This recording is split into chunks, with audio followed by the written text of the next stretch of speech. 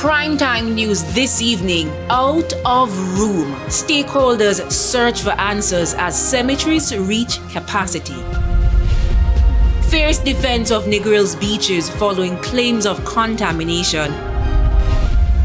And relatives berated for abandoning their elderly loved ones.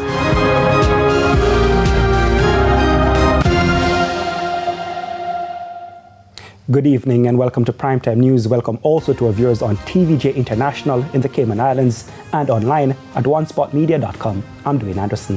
And I'm Kelly Shaw Williams. Now later in the business news, we'll also tell you of the concern one international expert has about the development happening at the waterfront downtown Kingston.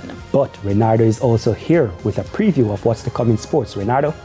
Well, Dwayne, I take you back a couple of days ago where Jamaica lost to Curacao 2-0 in the CONCACAF World Cup qualifiers.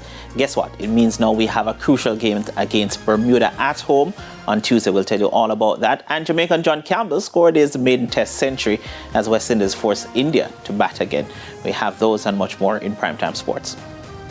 Thanks, Reynardo. And we've been getting a lot of rain, Dwayne. Romain is here with what's to come in the weather report and forecast. Romain?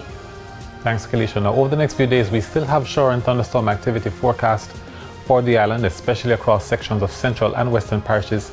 We're not expecting the amounts that we have been having over the past weekend, but we still are expecting shower and thunderstorm activity across the general area in the afternoons. I'll tell you more in the weather report and forecast. I tell you folks, I welcome the rain, but not so much the news about the Jamaican football and the cricket, which we're about to lose. There's also sports commentary, E-Prime and weather in this newscast. But before the break, the feedback question. And this evening we're asking, how has the recent heavy rain impacted the road infrastructure in your community?